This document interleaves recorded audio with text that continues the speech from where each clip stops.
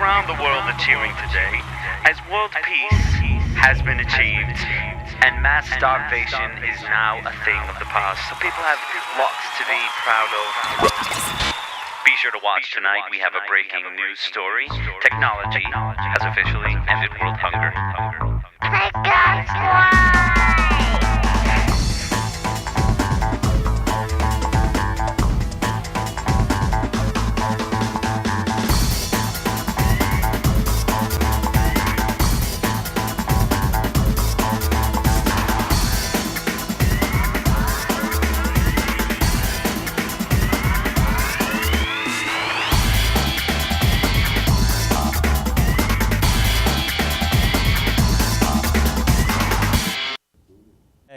This is kind of going to be a bit of a, honestly, a bit of a Ron Paul show, a bit of a political show.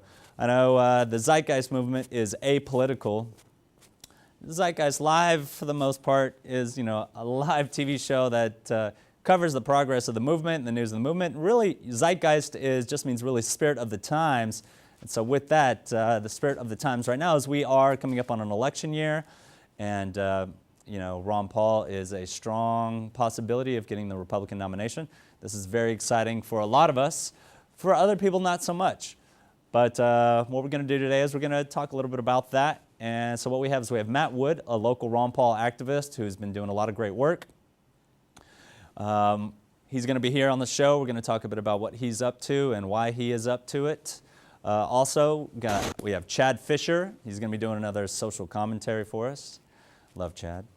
And then we're going to have a little roundtable discussion at the end of the show to talk a little bit about, the Zeitgeist movement, why we advocate a resource-based economy and why we're involved with the Zeitgeist movement, as well as Ron Paul. And Matt's going to join us for this roundtable discussion along with Chad, Jordan, and myself. That would be Chad Fisher and Jordan Berlingeri. And we're going to just talk about, because there are some people in the Zeitgeist movement that don't advocate any politics at all. And but some of us do, at least for now. So with that, we are going to transition now into our transformative technology segment. This segment is on Khan Academy. I believe his name is Saul Khan. He started making these YouTube videos, just these tutorial videos for his nieces, I believe. And they were so good, they went viral, and he continued to make more and more of them. And this has turned into a whole website now with 80,000 lessons or something like this. It's something ridiculous, but it's really amazing. And the reason we're using this as a transformative technology segment is because Khan Academy is kind of transforming, or the internet in general is kind of transforming the way we learn, the way we get our education.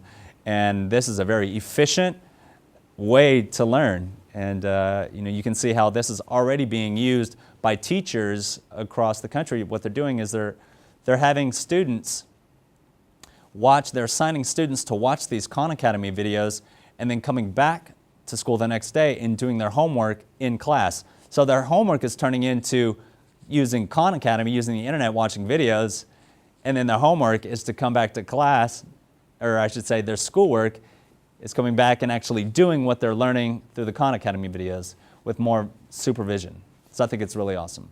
So yes, check it out. Here we are.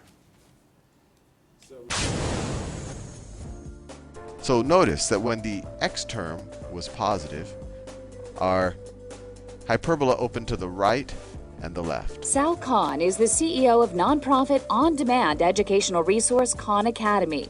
He started making educational videos and compatible practice software in 2004 for his cousins that offer lessons at many levels of mathematics and science, and they became viral, with many more people turning to him and asking him to create even more lessons in a variety of areas. Now he's doing it full-time, and Khan Academy is a designated Forbes Name You Need to Know in 2011.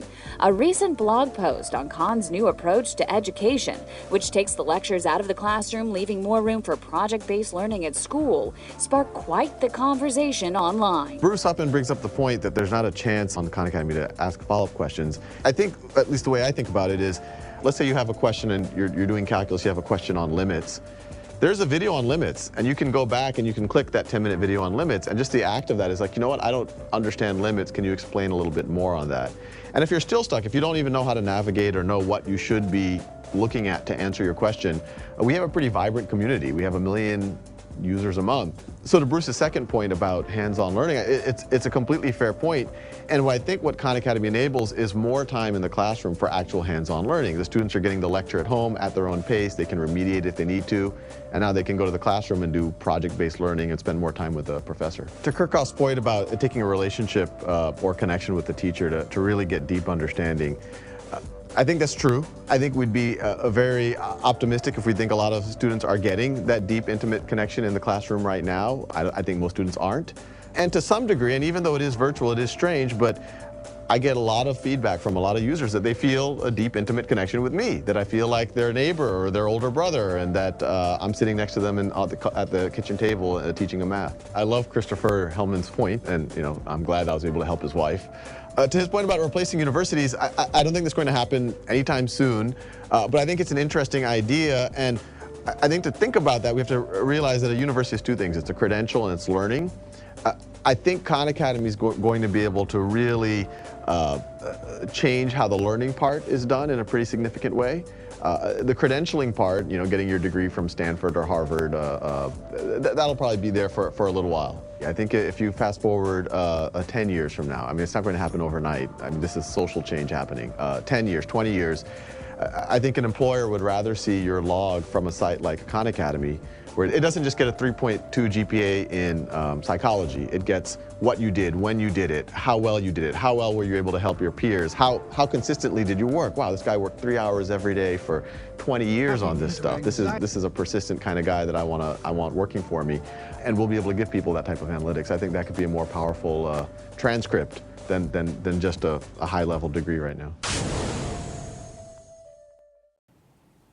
Welcome back, and now we're going to roll into Mr. Chad Fisher and a little social commentary. Chad? Yeah! Make some noise. All right.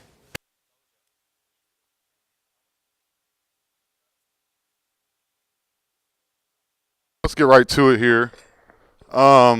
Chad Fisher, doing some social commentary. Well, first of all, let's make some noise, right? We're here. We're finna have some fun.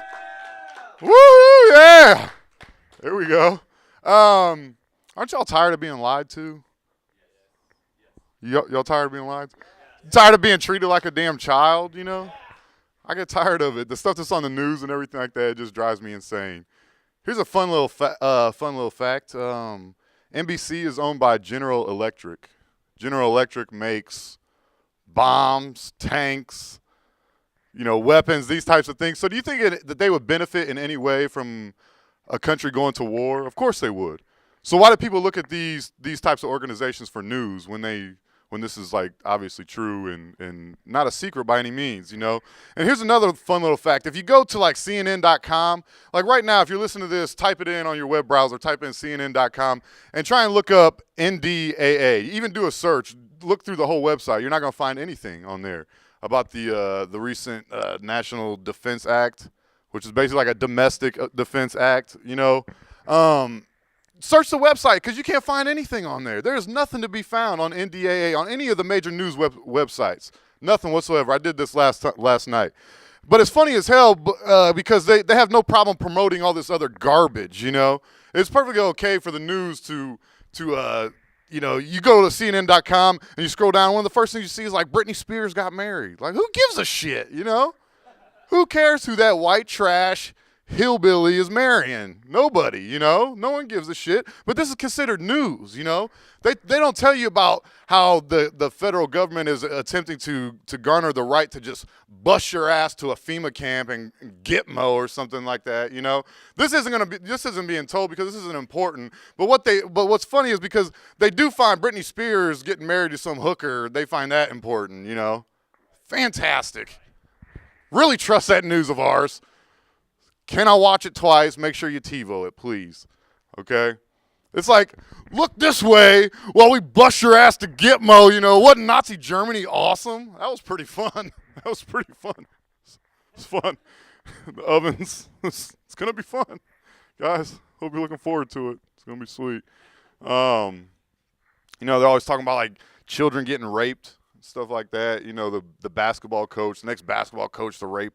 The news is always there to make you feel like complete shit, but it doesn't do what's supposed to be its main objective, which is inform you about what the hell's going on in the world. That's friggin' fantastic. That's hilarious to me. If anyone didn't see, a couple of news channels reported on this, but obviously it's not getting the attention that it deserves and in the manner that it deserves. But out at the Barton Creek Mall just a couple of days ago, we found out that as American citizens, we're not even allowed to stand in motion without uttering a word. You get sent to jail for that. You know, these people, in case you don't know what happened, these people went to the Barton Creek Mall here in Austin, Texas, and they did like this freeze mob where everyone was just holding signs that said like war is terrible, you know, stop killing innocent people and everything like that. And they're literally just standing there frozen, not talking whatsoever, and they end up beating the hell out of some girl, you know, and taking her to jail. You know, there's some cops standing out there like, everybody shop now, go back to what you were doing. Start shopping, or I will I will beat your ass. Robert, don't test me, I'll bite that damn shoulder clean off. Like, you can't even stand still with like an anti-war sign, you know? And this wasn't even like that crazy. Like, you want to see some crazy shit, you sit me down on a Saturday evening, pick my brain a little bit. They just had little signs that said, war is not okay, these types of things.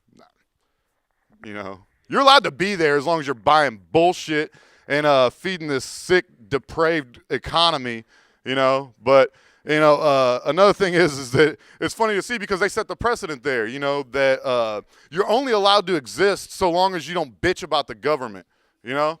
But as soon as you do, it's time to take your ass to a little concentration camp. We got some pot pies that you'll get every Friday. I hope you like them because that's what's going on right here. Thank you. You know, and it's funny as hell because when you see this stuff, it just makes you want to turn on some shitty patriotic music, you know, and just dance the night away like, I'm proud to be an American. Yeah, right. I'm going to go to the grocery store and get 6 different kinds of chips and some of those prepackaged fucking TV dinners. Freedom always goes down so damn smooth. Give me a glass of it as well. It's just ridiculous. The control that they're trying to get over the American citizens is just, it's sick as hell, you know? I don't know if anyone's heard about something that happened recently in Philadelphia. Some school in Philadelphia sent gave a bunch of kids laptops. They gave out like 1,800 laptops. And in these laptops, it came to be known that they were spying on these kids through these laptops. They had cameras in the laptops, and they were like spying on these guys. And like the principal, the head of the school district had like no problem. He's like in a PBS interview, and he's like, yeah, sometimes I like to take pictures of them. Freaks them out. Yeah, no shit, because that's what pedophiles do, you sick fuck. You know, it's perfectly okay as long as the state's doing it, you know, but there was a guy, like, I can't even remember where the hell it was. I believe in Atlanta or maybe London, one of the two. You know, I get those mixed up from time to time, but it was in one of the two cities there. A guy was, like, taking photos of his son in a mall, like, on, like, one of those little horsey rides, you know, and somebody, like the mall security came up and like accused this guy of being a pedophile, and he begins to tell him like, that's my son, I can take a damn photo of him if I want to. And then they like start like getting up in this dude's shit and everything like that because he has the temerity to fucking ask to get pissed off while they're accusing him of being a pedophile while he's just taking family photos, you know. Just like think of the contrast there, you know. And not only that, meanwhile, while they're sitting there bitching about him taking photos of his children, there's like 30 cameras all pointed at his ass at the same time from the mall. That's perfectly okay. The state's allowed to do it, but you can't, so shut up, okay? If you don't like it, you can leave, all right? You can leave. That's funny as hell, you know? And then also another school, I forget exactly where it was on the East Coast, put cameras in the bathroom of like a middle school. Put cameras in the bathroom. They went on home for spring break, came back, and there's cameras in the bathroom and stuff. This is real. You can look it up, Google this shit, okay? That's sick as fuck. Like, seriously. Are you kidding me right now? That's disgusting. All right? That's perfectly acceptable. You know, they also want to they're trying to pass a law to where they can like determine what your children eat for lunch and like keep track of it. Okay, so what they would do is put like a little barcode underneath their lunch tray, and then when they go to throw the food out, they're gonna have a camera that's right above the trash can, so they can tell what your kids are and are not eating. That's sick as shit, right? Get the hell out of my business. How many people just want to be left the fuck alone? You know what I'm saying? Damn. Every time we turn around, they're trying to get up in my ass a little bit further, you know? Like, back up. Jesus. You know, I can't go a week without hearing about some goofy shit that y'all done did, you know? Super. With that being said, you need to buy some guns, y'all. Go playing.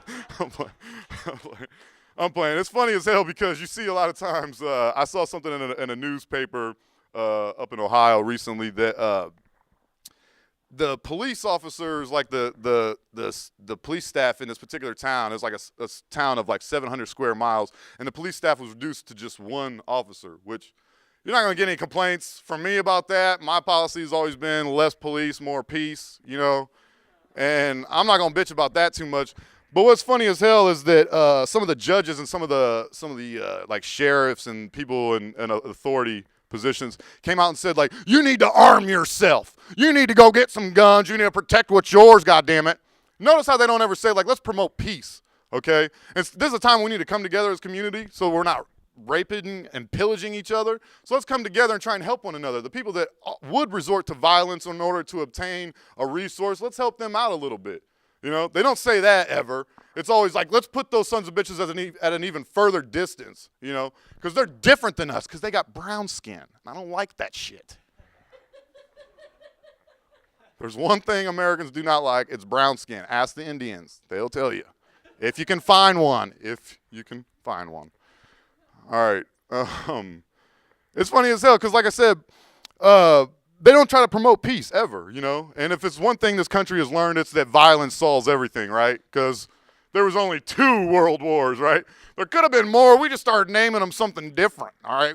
We're not stupid. Once you get to 5, people might start asking questions. So we just started calling them Cold, Korean, Vietnam.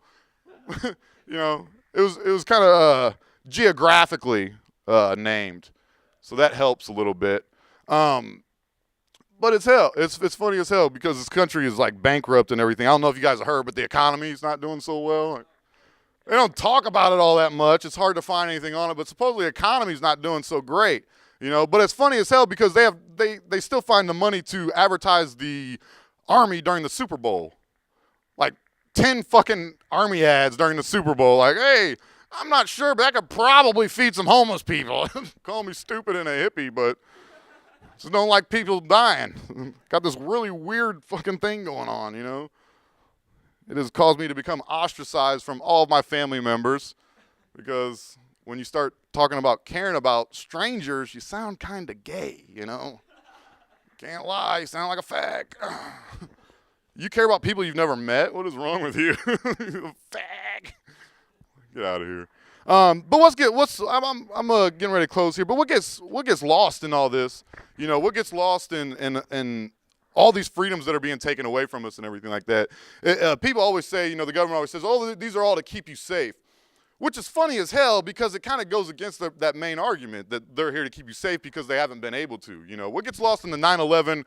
Was it a conspiracy? Was it not a conspiracy talk? Is that it really doesn't matter, you know? It doesn't matter if it was a conspiracy or not because the main thing is that our defense system fucking sucks, right? Like, seriously, like, they got report after report after report. This is all that they're here for. They're spending trillions and trillions of dollars. We have unlimited resources for war and protecting this country and everything like that.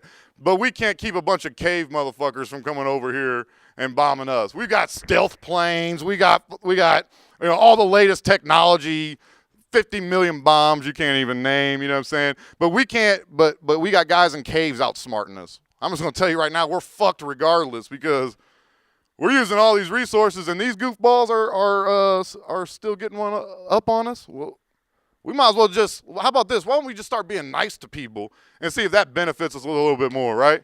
You know what I mean? Because all the money in the world ain't keeping us safe. You know, like, for example, the Detroit underwear bomber. What's funny as hell is that this gets lost in translation as well, is that they forget to mention that this son of a bitch didn't have a passport. Okay, he came from overseas, right? He didn't have a passport, and the son of a bitch was on the terrorist watch list. And they still let this motherfucker into the country. What are y'all doing? This is sick. Like, this is some fake bullshit. This is not real. Quit playing. We're going to country with all these wars, all these countries to start wars and to declare all these enemies that you create, you know, because, you know, they kind of fooled us a little bit. We gave them some weapons and they actually used them. It was fucking crazy. We didn't think they were going to do that, but they did. And now everybody's on lockdown, right? It's hilarious. Like, this is disgusting. You know what I'm saying? We're being managed by this sick. And I mean, just the things that I've just mentioned, and I could go on forever, spying on kids in the bathroom, these types of things, and these aren't prosecuted. You know, many of the senators and congressmen and everything like that have been found to have child pornography on their computers. Nothing's been like thousands of government employees had pornography on their computers. Nothing has happened with that. But what I'm here to say is that don't fret, you know, because we can come together as people. Okay, we have unlimited talents. We can do this ourselves. We don't need this sick, twisted government telling us what to do with our lives. We can't even go protest our thoughts or speak our mind. You know what I mean? That's ridiculous. We're human beings, for Christ's sake. And things are changing. We're not going to take this shit much longer. Peace. Chad Fisher. Imagine for a moment that somewhere in the middle of Texas there was a large foreign military base, say Chinese or Russian. Imagine that thousands of armed foreign troops were constantly patrolling American streets in military vehicles. Imagine they were here under the auspices of keeping us safe, or promoting democracy, or protecting their strategic interests. Imagine that they operated outside of U.S. law and that the Constitution did not apply to them. Imagine that every now and then they made mistakes or acted on bad information and accidentally killed or terrorized innocent Americans, including women and children, most of the time with little or no repercussions or consequences. Imagine that they set up checkpoints on our soil and routinely searched and ransacked entire neighborhoods of homes. Imagine if Americans were fearful of these foreign troops and overwhelmingly thought America would be better off without their presence. Imagine if some Americans were so angry about them being in Texas that they actually joined together to fight them off in defense of our soil and sovereignty because leadership in government refused or were unable to do so. Imagine that those Americans were labeled terrorists or insurgents for their defensive actions and routinely killed or captured or tortured by the foreign troops on our land. Imagine that the occupiers' attitude was that if they just killed enough Americans, the resistance would stop. But instead, for every American killed, 10 more would take up arms against them, resulting in perpetual bloodshed. Imagine if most of the citizens of the foreign land also wanted these troops to return home. Imagine if they elected a leader who promised to bring them home and put an end to this horror. Imagine if that leader changed his mind once he took office. The reality is that our military presence on foreign soil is as offensive to the people that live there as armed Chinese troops would be if they were stationed in Texas. Shutting down military bases and ceasing to deal with other nations with threats and violence is not isolationism. It is the opposite. Opening ourselves up to friendship, honest trade, and diplomacy is the foreign policy of peace and prosperity. It is the only foreign policy that will not bankrupt us in the short order, as our current actions most definitely will. I share the disappointment of the American people in the foreign policy rhetoric coming from the administration. The sad thing is, our foreign policy will change eventually, as Rome's did, when all budgetary and monetary tricks to fund it are exhausted. Welcome back, ladies and gentlemen. If you're just now joining us, you're watching Zeitgeist Live. We are a weekly live public access TV show broadcast out of the Austin Public Access Studios. We are about the Zeitgeist movement. We're the Austin chapter, essentially, out of all the thousands of chapters that exist. And we come together each week and produce a little TV show. Joining us in the studio right now is Mr. Matt Wood. Matt is a local Ron Paul activist and organizer and supporter. And so we want to we want to talk about Ron Paul a little bit. There's some good things happening right now, so we thought we'd have him in the studio and just have a little chit chat. So Matt, thanks for being here, man. Thanks for having me, and thanks for having the show. It's a wonderful thing. Good, man. A little bit better than the lamestream media, so I always Right? take my hats off for that. Right. So I'm curious, Matt. You're a young fellow. It's interesting how many young people are involved with the Ron Paul organization or the movement. Were you involved in the 2008 campaign? Actually, I was not really involved in the 2008 campaign. I did write Ron Paul's name in, so I can say that much. But I honestly didn't really know who Ron Paul was or much about him. I was into, I guess you could say, the alternative media and the conspiracy theories. I'd started to listen to Alex Jones and different alternative news outlets and started to realize that the government was full of it and not exactly telling us the truth. So I'd already found out about the Fed, watching different movies and researching stuff. Obviously, I was pretty much always against the wars and whatnot, and then 9/11 came up and all these other things. So I pretty much believed in Ron Paul's message of liberty.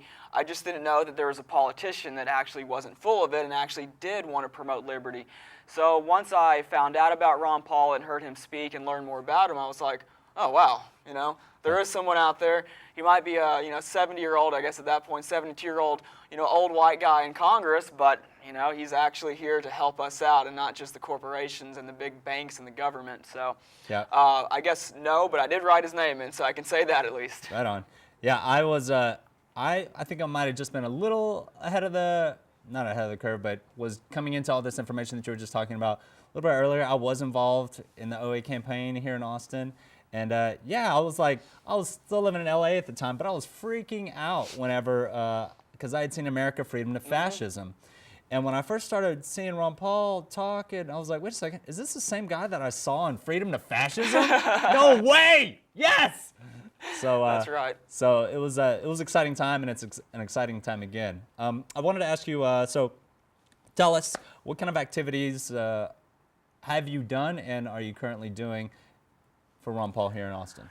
The activities that I do, a lot of it has to do with one of the groups I'm in. It's the Austin Ron Paul Activists. I'm one of the organizers, and there's tons of organizers. Pretty much anyone that wants to step up can be an organizer, kind of like the Occupy movement.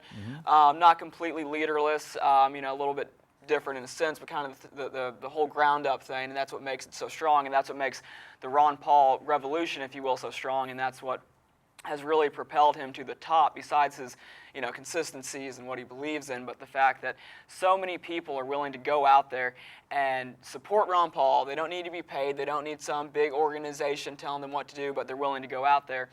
So the different things that I've done with the group is we have weekly jogs every week on Saturday about at 9:30 in the morning at Town Lake here in Austin under Mopac Bridge. And one group will jog around Town Lake wearing Ron Paul shirts and sometimes signs attached to us, and one group might walk around the other way. And we have a table set up, and we hand out Ron Paul brochures and other literature and have signs. And we make sure not to bug anybody. We're not out there, on a bullhorn or screaming at people. We're not trying to disturb people because, one, that's rude, and we don't want people doing that to us. But two, that's not advertisement. That's not a good way to get a message out there. Right. And we get a lot of good response out there. And actually, the local YNN Your News Now. Yeah. They actually covered us today, which is really cool. So, and they've covered Occupy lately. Yeah. So, I gotta give them props for covering some real stuff. Yeah. And then every month on the first Saturday, we have a monthly march where we meet at the Capitol at 11 o'clock and we go on marches. So that's something else we do. And you're probably familiar with Brave New Bookstore? Of course. Of course. I'm sure if you're in Austin, you probably, if you're watching the show, you probably know about Brave New Books. But on every debate night, on every debate night, they have a debate watching party. They play it on the big screen, free beer, free food. It's kind of like a Monday night football game, people cheering and booing, except for some people have intellect there, unlike, the bar. So, Sure. It's a great scene. So those are just a few of the things we do. But not just our group. I was driving home on Mopac, and I looked up, and a couple people had a huge Democrats for Ron Paul sign up on the overpass. That's awesome. Being the Ron Paul person, I had to turn around, pull my Ron Paul yard sign out of my trunk, and go join them.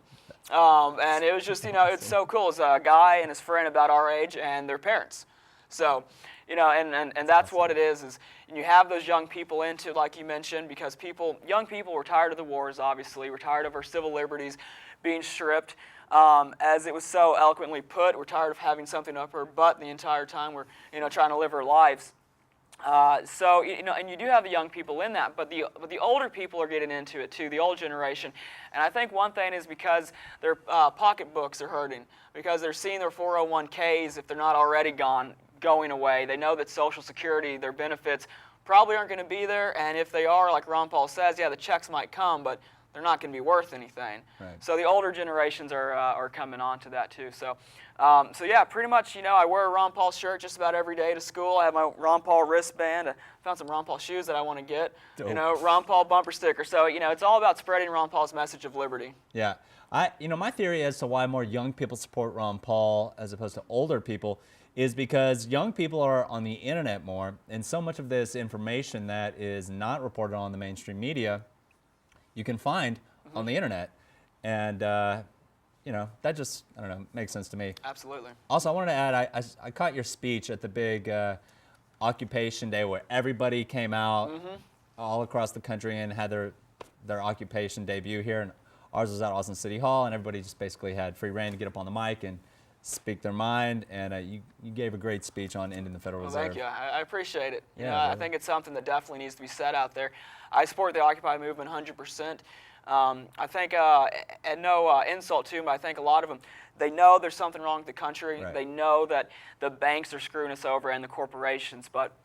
And I think a lot of the, and sometimes the alternative media, they're insulting Occupy, which I don't really like. Yeah. And they're almost acting as the mainstream media in some sense, where they're labeling them all socialist, and they're labeling them all, you know, the socialist type of people, where that's not true. Right. And even some of the people I met out there, one person who really was a socialist and not a Ron Paul fan, hates the Fed. And even some of the people out there that are totally opposite, they're not Ron Paul fans, they understand that the Federal Reserve is a private bank. Right. And they don't pay taxes, and they do charge interest, and they are screwing us over, and they are giving money out to the big banks, and they are giving $17 trillion out to GE, like it was mentioned before. They own NBC, they own MSNBC. So, I mean, how fair of coverage are we getting when you have that? So, but I love the Occupy people, and, you know, we're talking about Ron Paul, and Ron Paul is really one of the only candidates that, you know, supports Occupy. And, you know, he says he doesn't agree with a lot of the stuff, like the socialist aspect of it, but he understands why they're out there, and he supports them, and he's not going to label them as some sort of, you know, crazy people. He knows that the Tea Party movement was started because the country is going down, you know, the drain, and the Occupy movement, the same type of situation. Yep. Well, what we're going to do is, you know, we're going to have a little roundtable discussion here in just a little bit and talk a little bit more about the free market, socialism, some things like technological unemployment, why I personally believe Ron Paul should be our next president, and how I also don't believe that he is a savior and can salvage, the particular socioeconomic paradigm that we find ourselves in right now. But I much prefer Ron Paul over a tyrannical government. Absolutely. Right. I agree with that 100%. And just to throw something in real quick, is I have some friends that are anarchists, and I have friends that are in the Zeitgeist movement, and friends that are, you know, nowhere in between or whatever. And one of my anarchist friends, good friend, but he's always, you know, saying basically he doesn't disagree with Ron Paul, but he doesn't support him because he's part of the system. And I'm like, Ron Paul is the anarchist's best friend. Yeah. He's going to come in and make it much easier for you to get what you want. The other politicians, they're just going to give you more government and more war and come into your lives more and more and more.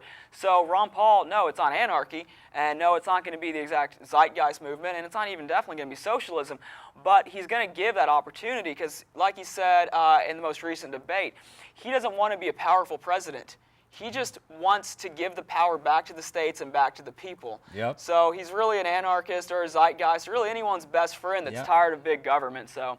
And he's also willing to reduce his presidential salary from $400,000 a year to $43,000. 39 and some change, which is the average American income. So. Yeah. You know, which is really good. And of course, he doesn't take part in the pension plan Nope. that all the other congressmen do. Yeah. So, you know, he's not Keep in going. it Why for do you the support money. Ron Paul? Why do I support Ron Paul? It's his message of liberty. And it's things we talked about, like ending the Fed, which you know, like I said, it's a private central bank. Yeah. And Benjamin Franklin said one of the main reasons that we fought our Revolutionary War was because of the Bank of England, because they were not letting us use our currency. And Thomas Jefferson said that a central bank is more of a menace to the liberties of the people than a standing army. And it was one of the Rothschilds that said, you know, give me the power to issue the currency, and I care not who writes the laws. Yep. I mean, basically, if you can print all the money out you want, then you can pay off anyone you want. But it's also, you know, ending the wars. And, you know, like we said before, whether 9/11 was an inside job or not, from the 80s, Ron Paul's like, our foreign policy is pissing people off. Yep. Bombing people is causing people to want to have terrorism acts towards us. Literally months before 9/11, all the way up to then, he's like, our foreign policy is going to cause terrorist attacks on us. And same with talking about how there's going to be a housing bubble. He predicted that as well. So ending the wars, ending the Patriot Act, basically kind of what Obama said, except for he's not full of it. Sure. And I think that's where you get a lot of the Democrat and the independent votes coming to Ron Paul, because, you know, I did vote for Ron Paul, but I was glad. I was really glad when Obama got in office, I will say, you know, because he, in the wars, you know, in the Patriot Act, shut down Guantanamo, in torture, so on and so forth. You believed all that? You know, probably up until about when he got inaugurated. Yeah. Just right before then, because I was kind of like, and I admit that I fell for it, you know? Yeah. I really did fall for it. You weren't the only one. Yeah, exactly. So I think that's why you see a lot of people coming over from that side, because they're tired of the wars and the Patriot Act.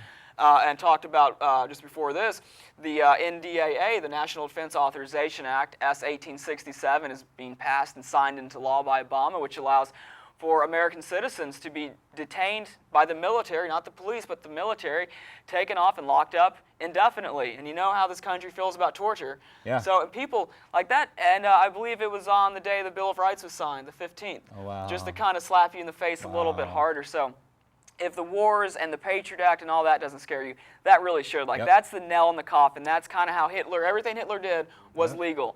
And obviously the government's been abducting people, been torturing people and whatnot. But this is the final nail in the coffin to say, hey, it's legal and it's going to happen. So people really need to wake up. I agree, man. Really need to wake up. I agree, man.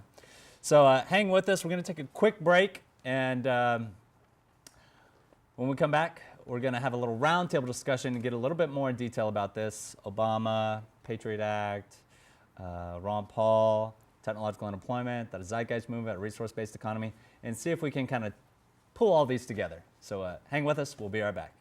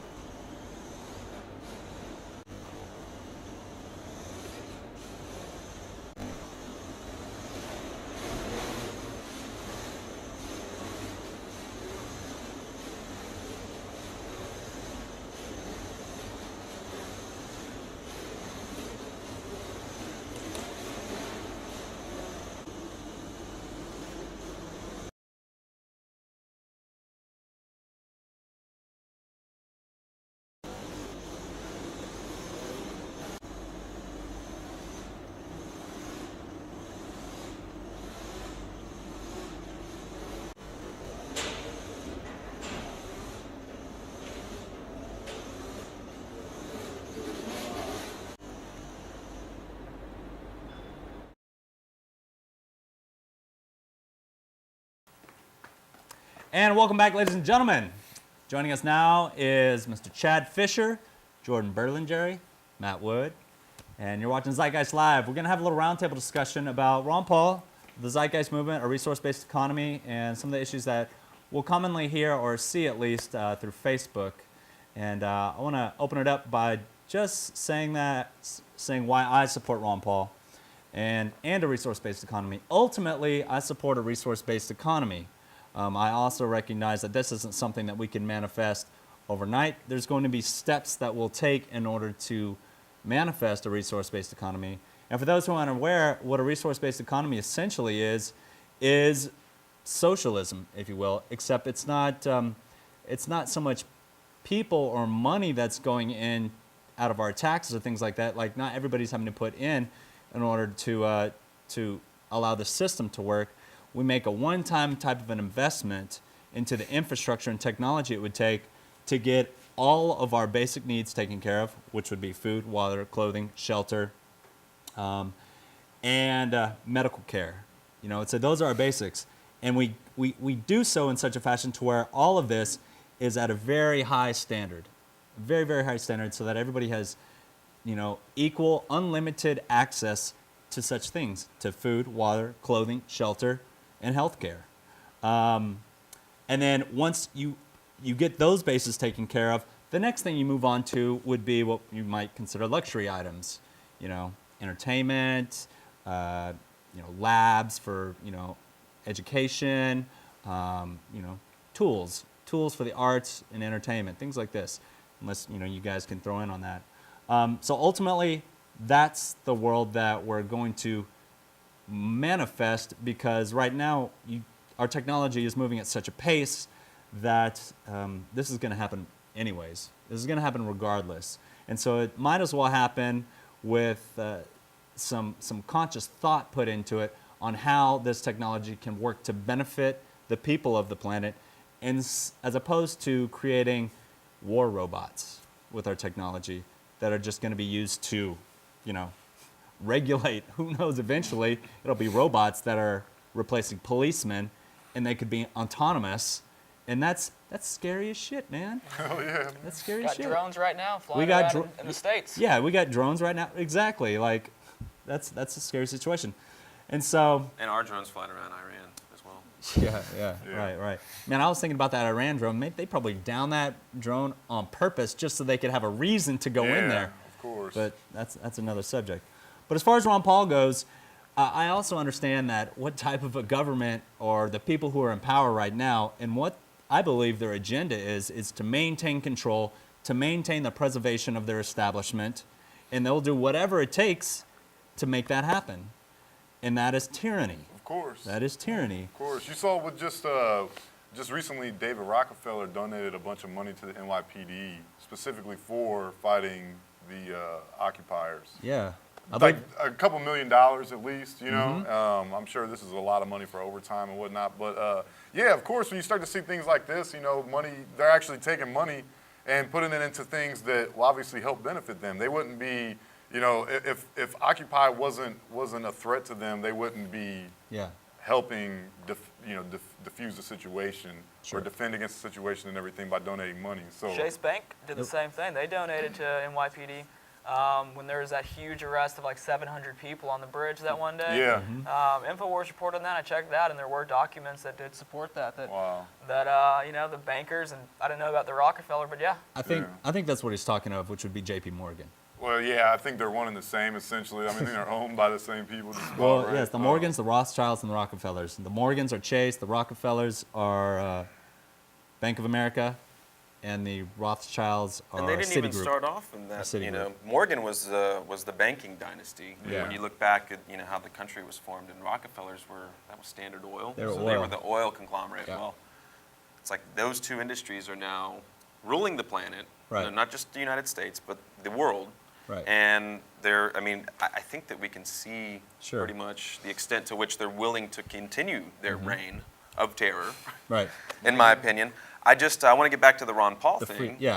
I can say I like what he looks like, Yeah. I mean, but I was burned by Obama. Sure. I was all caught up in the winds of change, and those just blew right on by, and nothing happened. Yeah. Nothing at all. And so I'm more hesitant, But I do support a RBE outright above anything else, and so it's easy for me to really see how Ron Paul is a transitional fixture. It's not a permanent, and it's not a messiah or any kind of savior, because I'm starting to see that I don't need to elect an official. I can make my own damn decisions, Yes. and we can come together as individuals, and if we, kind of see things similar, we can choose to, Now, do things together. In the current paradigm, the way the system is currently set up, that's not really allowable, though. But if Ron Paul were to be president, and things went the way he would like them to go, it would be possible. And this is why I support him. He's a big, he's a free marketeer. The Zeitgeist movement in general is against the free market. But what I see is a true free market could open up to allow open source ideas to emerge and to be embraced. Whereas right now, so the people can take it upon themselves to head this direction to where I want to open source my information instead of profit off of my information. Does that make sense? You were talking about like the thing, what you would do, I guess, which way it would go as far as getting tools, and the first things meet these things, and then the next thing, entertainment stuff. Well, I was thinking, why not, since we're, in that realm, why get a Gibson Les Paul guitar? Why support any industry at that point? Why not just go online and find, a resource that shows you video-wise how to make a guitar? And then you procure all the resources that way. And then it becomes government just governs access to the things that you need, and it weighs it against everything else. The basic necessities. If all those things are met and there's extra resources, not money, these are resources we're talking about, then it becomes, the next step to like, okay, what do we spend that stuff on? What do we use these resources for? Sure. And we can transition out of a scarcity-based paradigm with Ron Paul legalizing competing currencies. That's another thing that I really like. You and I could do business together as we so choose to do business together. We can, if it's going to be a barter or a trade situation, we can do that and not have to worry about Regulate the IRS ourselves. Coming in and looking over our books. Yeah. You know what I'm saying? Like, but see, my only concern within that is that if you somehow give power back to the states, you could have 50 tyrannical dictatorships. well, that's up to the people. That's the thing, when you bring it back to the states, it's a lot more difficult to have a tyrannical dictatorship when it's broken down to a true democratic system where you have the people empowered. We would need something like an electoral reform to happen. But the people could regain the power once again and start, having more of a, being more involved in their local politics. Yeah. I just really don't think you start having a tyrannical person, they're going to get out. They're going to get ousted. That's what I think the focus needs to be with, as we're talking Obama. about with Ron Paul, is to like give the power back to the people, so that then, because this idea that we're only powerful if we're being represented by another figure, I think has to go. And this is something that we have to overcome as human beings. It's something that's been beat into us. The opposite has been beat into us for probably our entire existence. But we have to come together as a community and help make these decisions together. We can't just always expect to like pass them off onto somebody else, Yeah. And I think that these are things with a resource-based economy that allows people to have that time a little bit more, because a lot of it, I'm sure a lot of people don't get into politics and stuff like that, or don't know about the issues because they simply don't have time with working and all these other obligations that they have monetarily. And what have you. But we have to understand that we as people need to take our power back. We're what makes everything. Everything rests on our shoulders, and we can determine. Like John Lennon said many times before. War is over if you want it. Tomorrow, if the country woke up tomorrow and decided that they were tired of innocent people dying, it would be over like that. It's up to us. We can say, yeah, it is true. A lot of these politicians are to blame for a lot of the laws and everything like that. But at what point, I was asking myself this question the other day. But at what point do people just start saying like, "Fuck your laws"? You know what I'm saying? Like this is BS. Like with the NDAA coming up and everything like that. Yeah. Eventually, people are just going to be like, you know what? This is ridiculous. We don't have to pay attention to you because we're more powerful. Not even talking about fists and stuff, but as a community, all as one, we make the decisions on what is done with our time and our freedom. Yes. They were doing polls, weren't they? Like the active military right now, they were asking. Somebody was telling me a story. Yeah, if they would turn a gun on their. Yeah, the military is being US polled citizens. right now to see, where they're at as far as would they shoot at American citizens. Unanimously. Like, no. Unanimously. But the ones who are like, I read about this one story where they outright asked this platoon, who, if you would not, shoot on, American citizens, step forward. And one guy stepped forward, and then they all stepped forward. And now that dude that stepped forward, last I checked, was in the brig. Right? Yeah, I'm sure. So that's the thing. That's the thing with an elected official, because then you can always like stack the deck, so to speak. You can always put your people right behind whoever we elect as people. If you're the Rockefellers, Rothschilds, whatever, so then that's your leader. Great. Now we threaten his life, and then we're going to give him these people who are on our side, and that's going to be their military. That's going to be their police, and then they know who the orders are coming from. And you better shut the fuck up, or you're done. I mean, that's literally what they could. Kennedy. I mean, it happened there. So now, so the thing is, it's like what's going to happen? So they're trying to write in laws where they can just totally go against every personal freedom and liberty that we have. Yeah. And then who's gonna actually do that? Who's gonna do that to you, to me? Who's gonna do these things? It would have to be people. Right. Are they? And is there enough money that they can pay me to do something like that? Yeah. No, there's Well, not. There's That really remains not. to be seen. Like PJ said before, Peter Joseph has said before that he doesn't believe that they have the resources to come up and round everybody up. It's a full-on military dictatorship. Yeah, but the thing that they But- would do is they would do it slowly, and they would Yeah. start with some crazy-looking Muslims, and it would be someone that might actually have some ties to Al Qaeda or have something like that, and they would just slowly do it more and more and more, just like they do with everything else. Yep. And the next thing you know, it's going to be us because we're the active Protesters. ones. It's going to be Yeah. the protesters, The activists. and they're going to be like, oh, look on Facebook, because I have 1,500 friends, and really it's kind of funny because they're all just people I don't know. I see a Ron Paul icon, and I ask them to be friends, and they ask me to be friends. So, I mean, I guarantee you that there's some government officials probably that are my friends on Facebook. So there's probably a chance there's someone on there that might have some connection to something that they could say is a terrorist organization. Yep. They probably say that I'm part of a terrorist organization. So it'd be slowly. They have actually They would do said it that slowly. occupiers are a terrorist organization. Well, yeah, and one of the groups I'm in is We Are Change Austin, and we were on the SPLC, the Southern Poverty Law Center, as a possible militia hate group, and same with Brave New Books. Who Brave oversees New that? Books. Who oversees that? Who gets to sit there and put Homeland that? Security, I think. Apparently not the TSA, because they're just letting anybody and everybody in the country, so they might want to forward. But they won't them let us to- out without Yeah. giving us the little "How's your Right. father?" They You know. might want to forward them to terrorist watch list from time to time. Check their You know, emails. Keep some of those guys out of here. I just Maybe wanna read the I email. want to say another reason why I do support Ron Paul is I believe that the transition to get to a resource-based economy, who knows, but I believe that it's going to start with people getting sustainability minded, and I feel that because there's so much bureaucracy when people want to go ahead and go off the grid, do whatever it takes to become more sustainable themselves. There's so much bureaucracy that they have to go through, it almost feels pointless, and they'll take another route. It makes it very hard to go off grid. I mean, even local government, county government, they don't want you to be off grid. They want you to be hooked up for, I'm sure at some point it was a good reason, but when it comes down to it, it probably has to do with taxes. Yeah.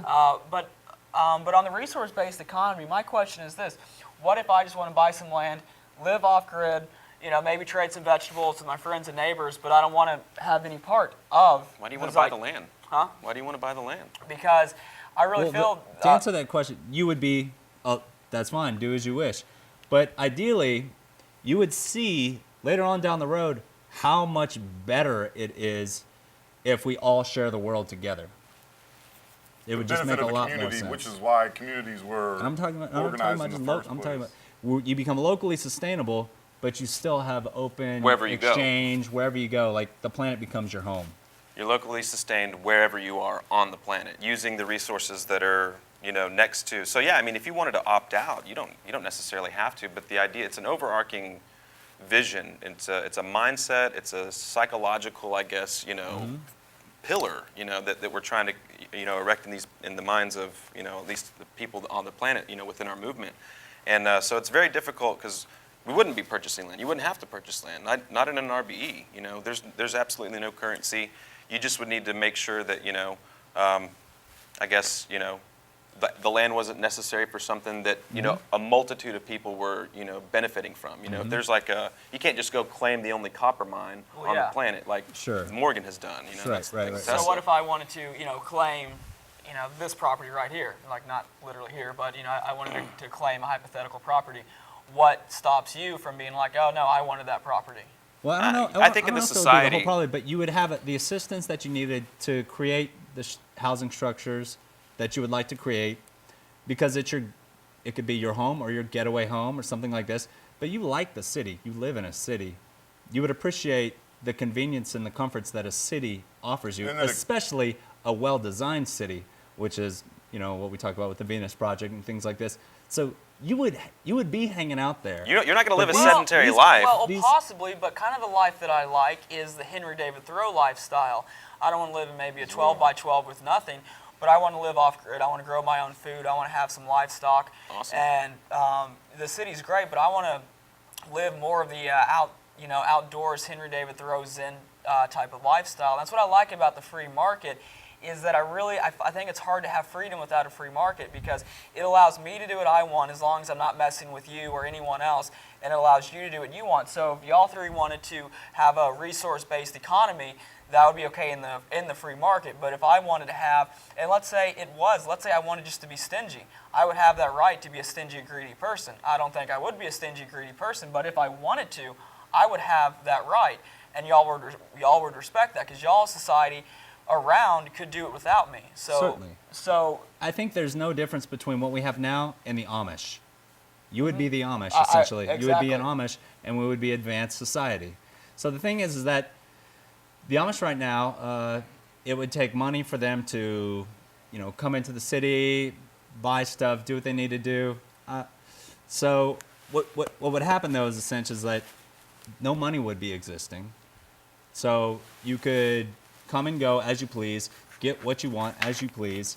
So, you know what I'm saying? It would be more like you would be incentivized to share your space. Mm-hmm. You know what I'm saying? Like, you'd meet people be like, oh, this is a great little quaint place you got here.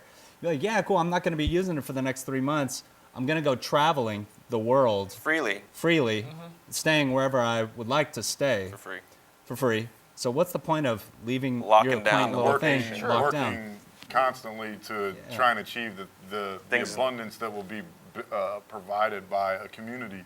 And that's one thing that I think, and I understand exactly, because I'm the same way. I love to be alone and away from the city and whatnot, but I think one thing that people would be benefited to understand is that, we as people, we congregated, we started communities at a very early time in our history, and we started these for many different reasons, but one being that it's easier for us to live together when we have other people to assume certain tasks that help benefit the community as a whole, and just the togetherness, all these different types of things that have become, now we lock our doors and these types of things whereas before, it wasn't designed in this structure. It wasn't designed with this in mind, and I think it's just getting back to that a little bit. And I think that, you're still gonna have people that want to live on their own and away from things, and that's totally acceptable, of course. No one's gonna come with a gun to your house. Drag you into society, which is what, kicking and screaming. Come to your house with a gun and bully you.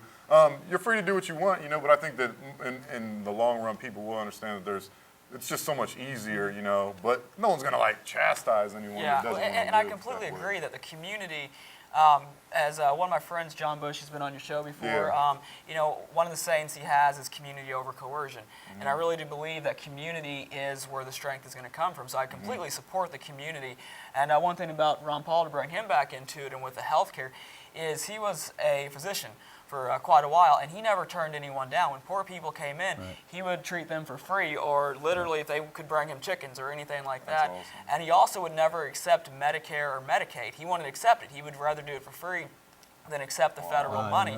And that's what he talks about in the free market, is that no, people wouldn't be turned down and dying. The church would take care of that, or family physicians would take care of that, is that there was a sense of community, and whether or not it would be Zeitgeist or whatever it would be, people weren't bad people, and you were public, and it's almost a public shaming to be a bad person, but there's not that anymore, and you're encouraged to live on this welfare, and people are dependent on it. And in fact, one reason healthcare costs is so much is because of the insurance in there, is that as doctors have to hire so many people just to deal with all the insurance and the Medicare and the Medicaid. It's the food industry as well. I mean, the same industry feeding us all this shit for years. I mean, it's killing us. It literally is killing us, And so it's almost like they're injecting us with this disease, and then they're treating us. They're not curing, because the cure really, I believe, is diet. Is along those lines. That conversation. But I totally get where you're coming from, man. I like. I think we do need to have. There's going to be some individuals. I think you and I, like Zeitgeisters and stuff, exception. We kind of like the autonomous, leaderless kind of thing. But I do think some people need to have, a figure that they can, kind of look up to. And I think Ron Paul is a great politician. I've learned some things just by you being here today talking about. I didn't know the hell he was doing free medical, assistance to people. And I'm really, I'm really excited at the possibility Yeah. But I think, on the same side, it's, it's a catch-22 because we don't want to put too much hope into one person. We also have to be responsible ourselves, So, and I think that he will allow that and almost, force us to kind of be more individual and self-sustaining. And to throw 2 points in is, one is myself and other people, we feel that Ron Paul, he happens to be a politician, but he's the MLK, he's a Gandhi, he's a civil rights leader who's bringing peace, he's trying to bring peace and change to the world. He just happens to be a politician. So we also understand that, no, he can't do it on his own, and I think without his supporters, he wouldn't be where he's at, because, he would be the same person, but obviously, as you know, the media ignores him, and all the other politicians ignore him and make fun of him. So without the grassroots support, not just raising the money and the money bombs, but like what I do and other people do, and the random people who happen to have the Democrats for Ron Paul sign over the freeway, is that they get out there and they do that. But I think he does inspire a lot of people, and he also educates people, which is one part of this. Crucial. But to move on back to the resource-based economy, my question is, so what does the government structure look like? You have, like you were saying, we are fed crap food, and the FDA is run by Monsanto, and all the industries, the EPA is run by the big oil companies, and so on. So, and the government's bought and paid for, and so on and so forth. I obviously don't need to explain it to you or probably anyone else out there. So how does that not happen when you're giving the government? It seems like the government and the Zeitgeist resource-based economy would have a lot of power. They'd have the power over all resources to dole them out. What keeps them from doling them out to only this guy, not to us? You just impose, like ethical restrictions on these companies, to start out with, and when they don't meet these standards, you begin to take away their ability to do business with American people. I think this is what Don't you think it would come more of like purchasing power of the people, where the people choose to? Well, yeah, of course, and that'll happen through education. Kickstarter programs, but just to like set the standard that you're not going to pollute the lakes and the rivers and these types of things and still do business with the American people. I mean, how's that regulated? But I mean, how is it regulated? Just like and I think the FDA is such the best one to go after. Is that the FDA was created to say, okay, when these people are doing things that are dangerous and they're giving people crap food that's going to kill them, and the pharmaceutical company is coming out with drugs that are dangerous. We know how great that works. 100,000 people die a year from prescription drugs that are properly taken and prescribed. And you have Monsanto and you have the big businesses that are prescribing the ethical ways that these companies should operate. So because they have the money and they get in there. So how do you keep the basically the fox from watching the hen house and the fox from installing the security systems? I think I heard from Alex Jones put it that way one time. Well, I think it needs to be transparent. Open and transparent. There's no locked doors. Yep. If you're providing food, if you're providing security, if whatever the hell you're selling me, I'm going to go inspect myself personally your facility. I'm going to, and allow that. There's none of this stuff like with the fracking companies. Totally. You can't have a recipe when you're injecting the earth with chemicals that's getting into the water. People are lighting their water. So it becomes this transparent thing. So then, when you have no secrets to hide, there's no secret societies, Right. There's in the Fed. I think that's one thing that's going to allow all of this to kind of just snowball, In the Fed, take the money out of all of it, and then a completely transparent model. Yeah, there's no incentive to poison people in order to get rid of some Tylenol because it's infected with the AIDS virus, and you don't want to take a loss of $17 million, so you just give it to the African nation, which has been done by Bayer, I believe, in the past. So. You take the incentive away, and I think that's the first domino to fall. Is you take the incentive, the money, the monetary system away. So we build the machines that automate, that run on their own essentially, and they just pump out food, water, clothing, shelter. And that's what we spend the first amount of resources on. So it is going to be socialism. It's going to be technocratic socialism, because there'll be no person that's harvesting food. There'll be no person that's just, packaging food. This will all be an automated process. Now, people will have to build the machines, at first, until we build machines that can build the machines. Right. And then the entire process is then off the grid. Like in China right now, 10 out of 12 of their senior government officials are technologists, scientists, that sort of thing. And they have much stricter standards on their building codes. Right now, if you're going to be a business and build a building in Japan, it's got to be 100% off the grid and sustainable.